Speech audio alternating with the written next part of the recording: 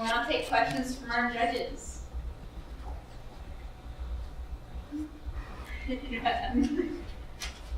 Well done. Congratulations. Okay, I'm going to jump right in. Okay. What is the decision-making process the president goes through to make this decision to send a target? Right. That's a great question. Now, while the current decision of the process of the administration has not been revealed, John Brennan, in his speech, did reveal some key aspects of it. Or a few of them are things that I talked about. One of the things that we take into account are political implications of a strike. We also have to consider whether capture is feasible. That's something that I didn't talk about, but one of the important factors in the decision-making process. Generally, we want to capture a combatant before we kill them. So political implications, whether capture is feasible, whether it meets those four principles of force that I talked about: necessity, humanity, distinction, and proportionality. Additionally, the four principles of force, whether capture is feasible, and whether political implications are a few of the things it takes into account. So they go back and forth, and if they meet all these criteria, then the president makes the decision to send a drone in. Yes. Or the CIA does. Yes, that is correct.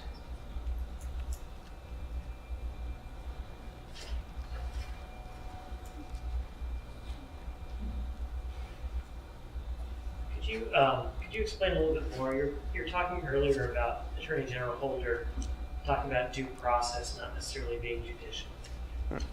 Could you give an example of how you would see something like being outside the system that you referred to?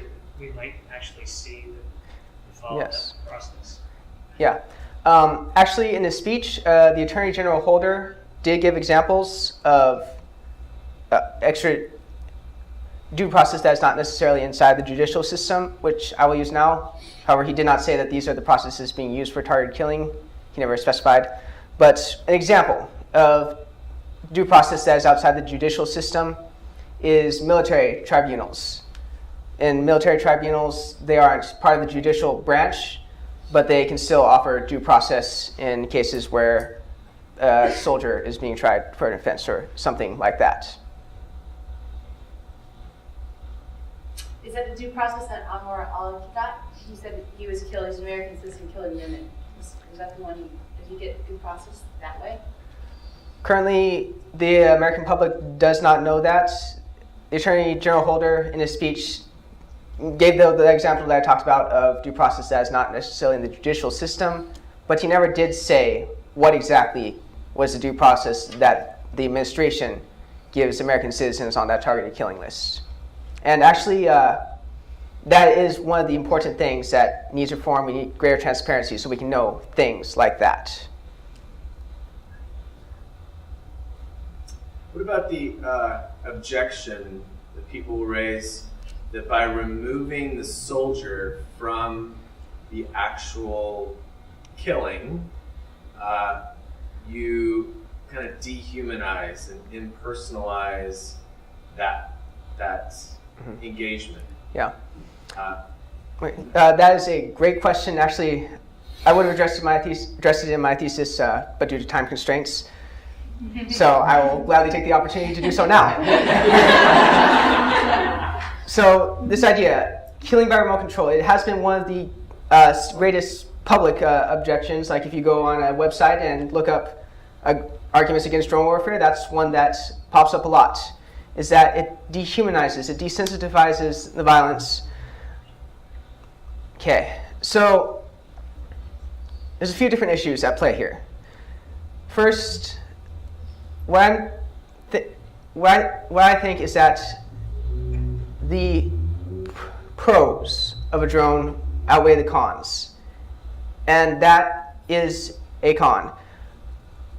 However, so the idea that because drones are so effective, because they work so well, we can target very specifically, and they can fly over terrain, as I said, and they save the lives of U.S. soldiers. I believe that those benefits outweigh those costs, but also those costs, a lot can be due to alleviate some of the consequences of this removal of the human from the killing. One of the things that can be done is what the administration does. Is they have a litmus test, a process to which we go through, so we don't just, okay, we have this enormous power. We don't just use it indiscriminately. So having a process, and that also goes with the codification of policy.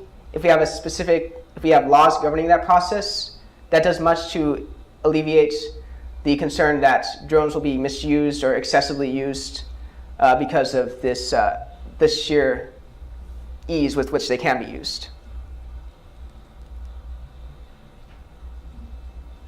You mentioned this example from the judges of a targeting killing in the Old Testament. Would you say that it's proper to use that as an example and that establishes a principle?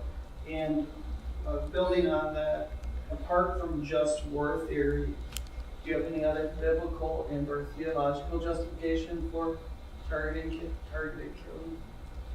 killing? That's a really good question. First of all, I'll talk about the first part. Sure. Now, as an appropriate example, I mainly just use that to illustrate that targeted killing itself has been around for a long time. And while that specific target killing may not necessarily be the exact model of what we want to do, because we don't have God specifically telling us exactly what to do anymore. But now onto the biblical justification. It's very hard to separate biblical justification from just war theory. Just war theory was founded actually a lot in large part by the Church Fathers, Augustine, and so the reasoning behind it, the basic reasoning is self-defense. That it is appropriate to use self-defense, use lethal force in self-defense. That's the basic biblical justification behind it.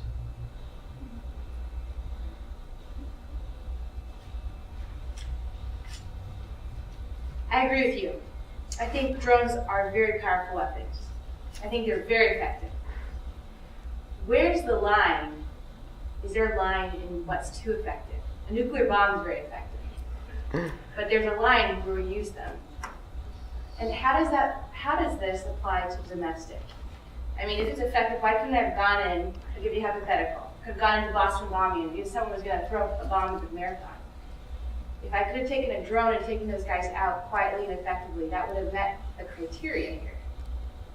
So where's the line here? It's great. It's a great weapon. It works. It's effective, yes. But is there a line here that we should think about? Okay.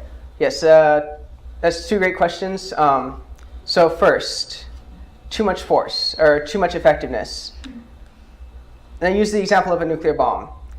But the thing is, okay, first, I believe that in some ways, yes, there can be too much power. But the thing is, drones are powerful in a different way. Nuclear bombs devastate massive like cities, countries. They're just powerful in a widespread way. Drones are a specific a force that attacks specifically. It is effective because of its sheer precision. And while in some ways it can be scary that we have weapons that are these powerful, I think in many ways power and precision is a very good thing. Now, could you repeat your second question? Right. Could you strap a nuclear bomb into a drone? Yes. Currently, it is technologically possible to do so. Currently, the U.S. does not do that. We don't want to use nuclear weapons. But yes, you can strap a nuclear weapon onto a drone. You can also send a nuclear weapon on a plane or as a launch. But yes, you can use nuclear weapons with drones. So the second part of my question was this line, domestically. You know, is there a line domestically? I assume that's what you mean when you talk about Fifth Amendment rights. Correct. Yes. Okay. Domestically, that's a real sticky issue. But domestically, so is it okay for us to use drones inside the U.S.? Short answer, yes, but with many caveats. First of all, there's lots of issues at play here. There's these, like in the Boston bombing, I don't think that would have been an appropriate use of a drone simply because it was in a city where using a drone strike probably would have caused as much damage as a bomb would. But in other instances where, say, a terrorist is holed up in the wilderness in Texas, nobody's around, is that an okay situation? While I have not done an extensive amount of research in that specific area, I would say yes, but I think different principles govern whether drone strikes should be used when they are used domestically. Simply because it's a slightly different issue when you're working within the U.S. as opposed to when you're working without. So that would probably be my answer to that. Is there any possibility that greater transparency would limit the effectiveness of drone strikes? Would there be more advanced warning, that sort of thing? More openness would lead to less element of surprise? Yeah, that is also a really good question. Now, drone strikes or target killing. A lot of the reasoning behind why the government, the administration has it in such secrecy is because they want this to be as effective as possible. But there are ways to reveal parts of the target killing process that does not necessarily harm its effectiveness. For example, as I talked about, knowing the decision, a perfect example of thing that would not really harm the effectiveness is knowing the due process. If we know what that is, it's not going to harm the effectiveness of operations. And while certain things like the decision process, knowing that's what sort of decision process the administration goes to, and the characteristics of people on the list, well, that can hamper the effectiveness somewhat. I would say that that's an okay price to pay for us knowing what's going on. But there are areas, of course, where you do want to keep it secret. You don't want to tell the public exactly who you're going to kill, because then the terrorists could avoid it. So in answer to your question, basically, the ways in which I'm advocating for less secrecy are ways that would only really minimally affect the effectiveness of the program.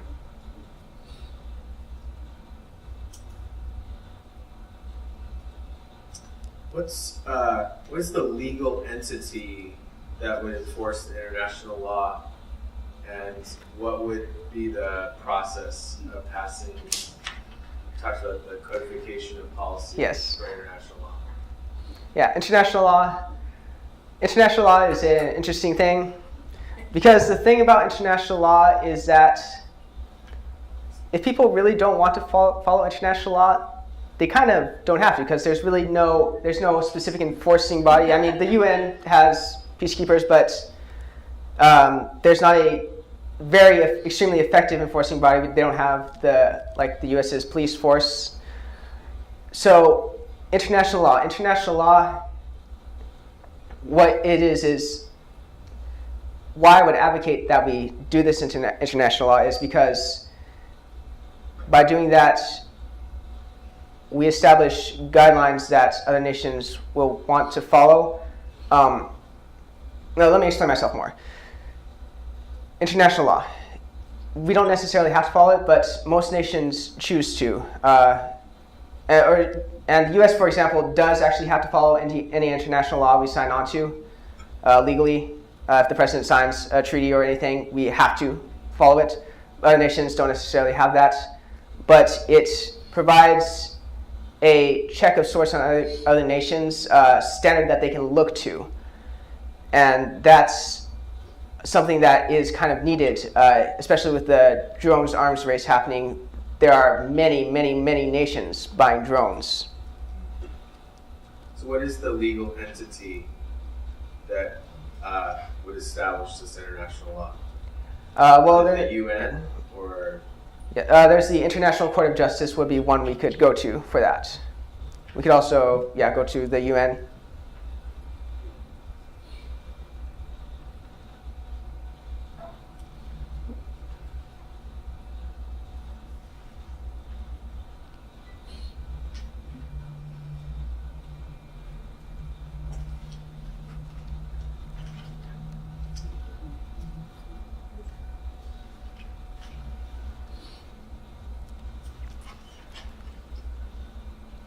If you mentioned the necessity of pulling it up to mistakes, when mistakes are made in drone strikes, is there a limit on that? Would you foresee a situation where after one time, maybe after 2 or 3 times, then people would begin to push against drone strikes? Yes, that's a great question. Obviously, we don't want this idea of offering reparations to just be a go-ahead so that we can kill civilians in operation and it doesn't matter because we only have to give them a little bit of money. Which is why this idea is coupled with what like what John Brennan said, how we have to, when we make mistakes, we have to go back and change it. We have to fix what we need to fix. So when those two ideas, when you only have the reparations, it can easily turn into what you're saying, shoot first, ask questions later sort of thing. And that's obviously not good. So what we need to do is have it tied into that other idea that we fix things when we make mistakes. A question. You mentioned this is a pretty strong position. Mm-hmm. Targeted killing, but reforms. And I think it's a very well constructed argument. But my question is, isn't it just a matter of perspective? You have Pakistan saying 700 citizens were killed, and the U.S. saying, oh, fewer than 30 people were killed, they're all militants. Mm-hmm. 30 citizens were killed, everyone else is a militant. Isn't that just kind of, you also have this perspective of, well, we'll pay you, we'll make reparations if we make a mistake, but isn't that again a matter of perspective? Well, we didn't make a mistake. Yes, you did make a mistake. Isn't this kind of idea of targeted killing kind of just a perspective issue where it's the victor goes the spoils? Like if the United States says you're a citizen or a militant, that's all that matters because they've got the drugs. How is this not, how can we guard against, to the victors go the spoils, or determining, whoever has power gets determined who's a militant, who's an actual civilian? Yeah, that is a great question, because that is an easy trap to fall into if you're the nation with the bigger stick, and whatever you say, ultimately you can say what you want, and that's what goes. But that's not what we want. That's in some ways, it is a matter of perspective, but there are definite characteristics that we would consider militants. And again, that's something that we need to know a little bit better, what the current administration thinks those characteristics are, so we can evaluate them and see if they are falling into that trap of to the victor goes the spoils. And we can kind of see that they are, in a little way, as I said in that quote earlier, talking about how we count all military-aged males in a strike zone as combatants. It's such an easy trap to fall into. And there are ways to avoid that, or at least alleviate that, and that is knowing these characteristics and changing them so that if we feel that they are inappropriate. And we do, in some ways, need to take into account, say what the Pakistani government is saying, but ultimately we cannot let them dictate our policy. We need to look at their opinions and then look at what's happening and then decide what's best. All right.